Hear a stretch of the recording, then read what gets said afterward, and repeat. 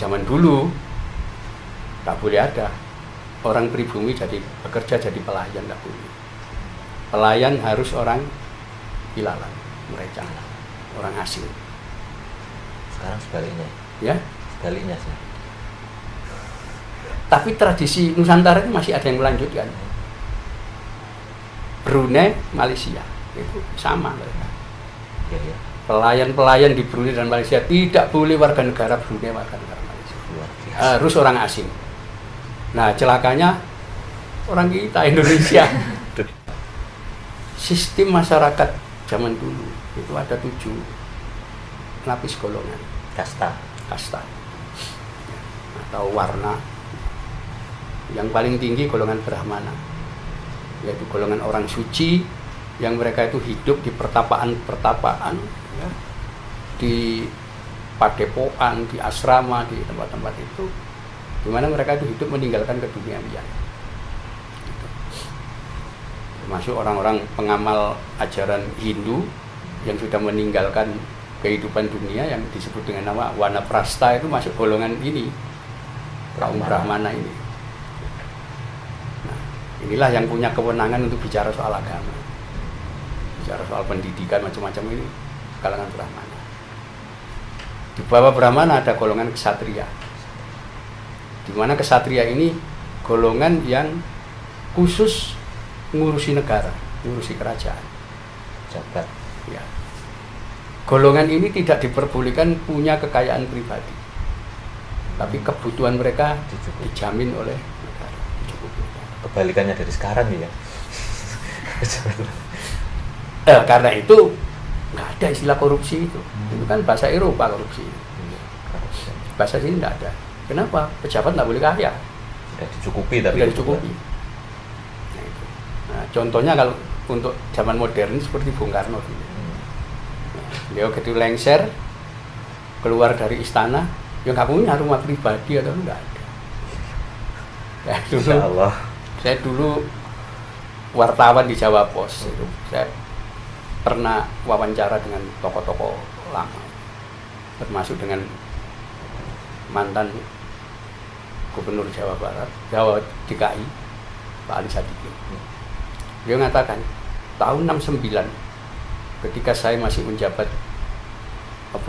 Dirjen Perhubungan Laut, anak-anaknya Bung Karno saya kasih rumah satu-satu. Saya merasa tidak pantas itu, masuk keluarganya presiden rumah aja ngontrak semua. Pak Ali Sadikin yang kemudian Gubernur Jakarta. Iya, Gubernur Jakarta. Beliau cerita begitu ke saya. Artinya loh, masa nggak punya rumah, ya, saya ngasih banyak aja itu anak-anak. Termasuk Gus Dur. itu yang diomongkan oleh Sadikin. Nah ini orang-orang dulu Satria itu ya kayak Bung Karno begini, tapi dulu kan hampir semuanya begitu, nggak boleh punya kekayaan pribadi. Nah itu yang kemudian berbeda dengan sekarang gitu, karena kita terpengaruh Barat itu. Istilah korupsi itu kan dari Eropa itu istilahnya. Nah, nanti setelah itu di bawah golongan Satria itu ada golongan Waisya. Siapa? Itu adalah golongan petani. Yang tugas utama menumbuhkan tanam-tanaman untuk makanan manusia. Kenapa dia lebih rendah? Loh, dia sudah punya rumah, punya pekarangan, punya sawah, punya ternak. Ya kaya orang ini gitu. Jadi lebih material orang, dia lebih rendah. Sufi sekali. Nah, di bawah golongan Waisya itu ada golongan Sudra, kaum Sudra. Nah itu nanti kita akan temukan ya, hukum di kitab Salokantara. Siapa yang disebut golongan Sudra ini? Bekas di situ disebutkan yang disebut golongan Sudra adalah para saudagar. Orang-orang yang membungakan uang, rentenir, orang-orang yang menyewakan perhiasan emas, pakaian, dan seterusnya, pemilik kekayaan yang berlimpah, itulah golongan Sudra. Rendah malahan di sini. Jadi orang kaya itu nggak dihormati, rendah. Dan itu karena sudah dipraktekkan ratusan tahun ya, itu sampai sekarang itu jejak itu masih terasa. Dalam dalam kehidupan sehari-hari. contoh. Contohnya misalnya begini, di daerah pedesaan itu kalau ada warga desa satu atau dua warga memiliki kekayaan yang lebih dibanding penduduk di desa lain, gak dihormati mereka. Tetangga sama tetangga saling bisik-bisik. Itu kaya karena punya peliharaan. Tuyul Kerjasama dengan setan. Gitu. Di tempat saya seperti itu. Sampai sekarang ini. Jadi orang yang kaya berlimpah itu gak dihormati. Masih ada itu begitu itu. Nggak tahu nanti, punya babi ngepet, itu pesugihan kandang bubrah macam-macam, pokoknya orang kaya gak dihormati. Pengaruh dulu. Ya pengaruh dulu ya kira dari dulu. Setelah itu di bawah itu ada kasta kelima, golongan candala. Candala itu adalah golongan manusia yang hidup dari membunuh makhluk lain. Karena itu pertama-tama golongan pemburu. Pemburu dia berburu hewan untuk dijual, untuk makan dia. Yang kedua tukang jagal. Dia membunuh binatang itu dibayar. Yang ketiga nelayan. Nelayan itu untuk hidup dia membunuh berapa ribu ikan itu. Oh, membunuh nyawa gitu ya? Iya. Nah, termasuk pejabat negara yang tugasnya mengeksekusi hukuman mati. Singa negara dan singa menggala. Algojo. Singa negara itu istilah kayak jabatan gitu ya? Iya. Kita nama orang. Oh enggak. Nama jabatan. Enggak, jabatan. Nah, itu masuk golongan candala. Termasuk nanti orang-orang yang tugasnya merawat orang mati untuk dibakar, ya. Ini golongan candala semua karena berkaitan dengan kematian. Nah, di bawah golongan candala itu ada golongan meleca atau kilalan. Ya, golongan keenam.